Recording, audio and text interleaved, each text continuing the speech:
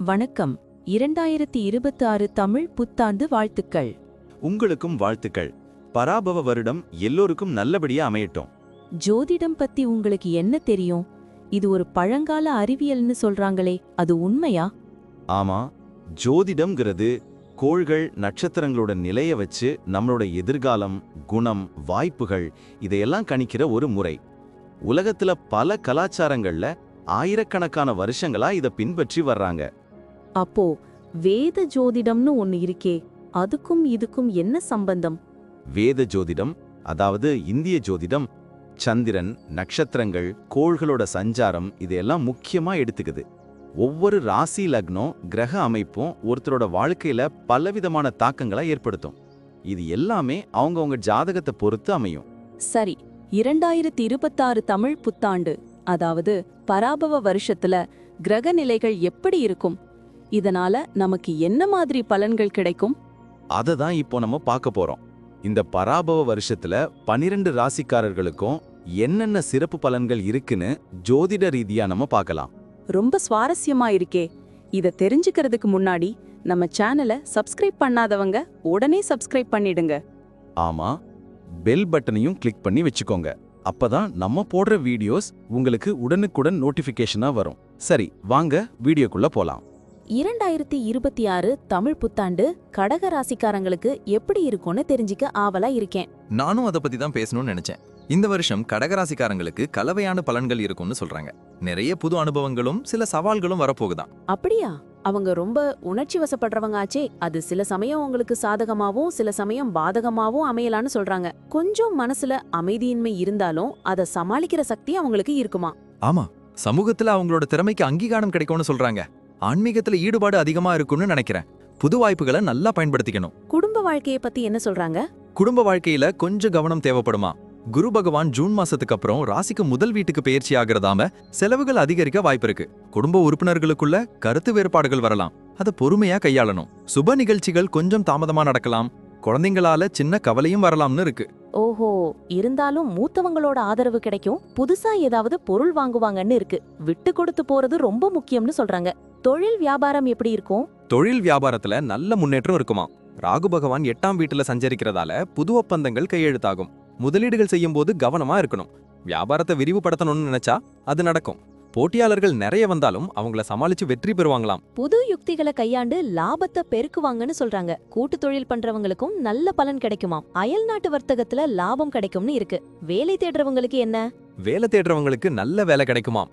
ஏற்கனவே வேலையில இருக்கிறவங்களுக்கு பதவி உயர்வு, சம்பள உயர்வு எல்லாம் கிடைக்கும். புது பொறுப்புகளும் தேடி வருமாம். வெளிநாட்டுல வேலை செய்ய வாய்ப்புகளும் இருக்காம். சூப்பர்.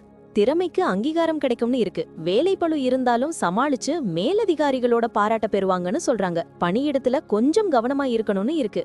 நிதி நிலைமை எப்படி இருக்கும்? நிதி நிலைமை கொஞ்சம் ஏற்ற இறக்கமா இருக்குமா.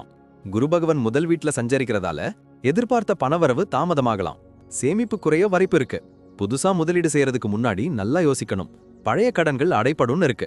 ஆடம்பர செலவுகளை குறைச்சு சேமிப்புல கவனம் செலுத்தணும்னு சொல்றாங்க. குடும்பத்தோட நிதி நிலைமை மேம்பட கூடுதல் முயற்சி தேவைப்படுமாம். எதிர்பாராத செலவுகளும் வரக்கூடும். அதனால நிதி திட்டமிடல் ரொம்ப அவசியம்னு இருக்கு. ஆமாம், ஆரோக்கியத்துல கொஞ்சம் கவனம் தேவை. உணவு பழக்க வழக்கங்கள்ல கவனம் செலுத்தி உடற்பயிற்சி செய்யணும்னு சொல்றாங்க. மன அழுத்தத்துல இருந்து விடுபட யோகா, தியானம் எல்லாம் செய்யணும். சின்ன சின்ன உடல் நல குறைபாடுகள் வந்தா அலட்சியம் காட்டாம உடனே சிகிச்சை எடுத்துக்கணுமாம். கண்களிலும் நீர் சம்பந்தப்பட்ட நோய்களிலும் கொஞ்சம் கவனம் தேவைன்னு இருக்கு. குழந்தைங்கள பத்தி என்ன சொல்றாங்க? குழந்தைங்களுக்கு நல்ல வளர்ச்சி இருக்குமாம். படிப்புல சிறந்து விளங்குவாங்க. கலைத்துறையில ஆர்வம் காட்டுவாங்கன்னு இருக்கு. அவங்களோட எதிர்காலத்துக்காக முக்கியமான முடிவுகளை எடுப்பாங்க. கல்யாணமானவங்களுக்கு குழந்தை பாக்கியம் உண்டாகும்னு இருக்கு. குழந்தைங்களால பெற்றோர்களுக்கு மகிழ்ச்சி உண்டாகும்னு இருக்கு. அவங்களோட திறமைகளை ஊக்குவிச்சு அவங்களோட அதிக நேரம் செலவிடுறது நல்லதுன்னு சொல்றாங்க. பயண வாய்ப்புகள் எப்படி இருக்கும்? பயண வாய்ப்புகள் இந்த வருஷம் அதிகமா இருக்குமா. கேது பகவான் 2ஆம் வீட்டுல சஞ்சரிக்கிறதால ஆன்மீக பயணங்கள் போவாங்களாம். உறவினர்கள், நண்பர்களை சந்திக்கவும் வெளிப்பயணங்கள் மேற்கொள்வாங்க. தொழில் சம்பந்தமான பயணங்களும் லாபத்தை தரும்னு இருக்கு. பயணங்கள் புத்துணர்ச்சியையும் மகிழ்ச்சியையும் கொடுக்கும்னு இருக்கு. புது இடங்களை கண்டறிஞ்சு மகிழ்வாங்களாம். பயணங்கள்ல பாதுகாப்பா இருக்கணும்னு சொல்றாங்க. கிரக பயிற்சிகள் பத்தி என்ன சொல்றாங்க? சனி பகவான் இந்த வருஷம் 9ஆம் வீட்டு, அதாவது பாக்யஸ்தானத்துல சஞ்சரிக்கிறதால அதிர்ஷ்டகரமான வாய்ப்புகள் தேடி வருமாம். அப்பா வழி உறவினர்களால லாபம் கிடைக்கும். ஆன்மீக வெளிநாட்டு பயணங்கள் லாபத்தை தரும். சமூகத்துல மதிப்பு உயரும்னு இருக்கு. குரு பகவான் ஜூன் மாசத்துக்கு அப்புறம் முதல் வீட்ல சஞ்சரிக்கிறதால செலவுகள் அதிகரிக்க கூடும்னு சொல்றாங்க.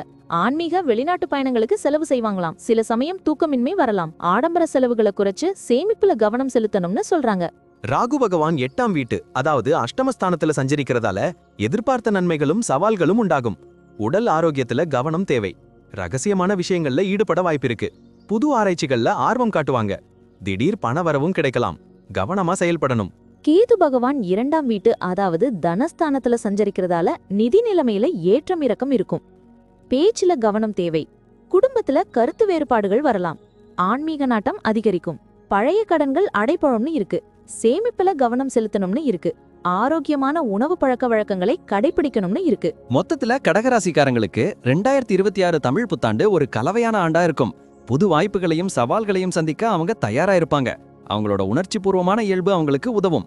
குடும்பத்திலையும் வேலையிடத்திலையும் பொறுமையா செயல்படணும். நிறைய அனுபவங்கள் கிடைக்கும். எல்லா துறைகளிலும் முன்னேற்றம் காண முயற்சி செய்யணும். எதிர்காலம் பிரகாசமா இருக்கும்னு சொல்றாங்க. கேட்கவே சுவாரஸ்யமா இருக்கு. ரொம்ப நன்றி. இவ்வளவு நேரம் நம்ம பார்த்த இந்த பலன்கள்லாம் பொதுவானவே மட்டும்தான். ஆமாங்க, உங்களுடைய தனிப்பட்ட ஜாதகத்தை பொறுத்து சில விஷயங்கள்ல மாற்றங்கள் இருக்கலாம்.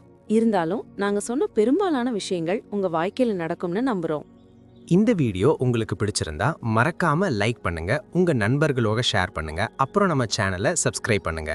பக்கத்துல இருக்கிற ஆல் பட்டனையும் கிளிக் பண்ணி வச்சுக்கோங்க. அப்பதான் நாங்க புதுசா போடுற வீடியோக்கள் உங்களுக்கு உடனுக்குடன் நோட்டிபிகேஷனா வரும். உங்களுடைய எதிர்கால வெற்றிக்கு எங்களுடைய மனமார்ந்த வாழ்த்துக்கள்.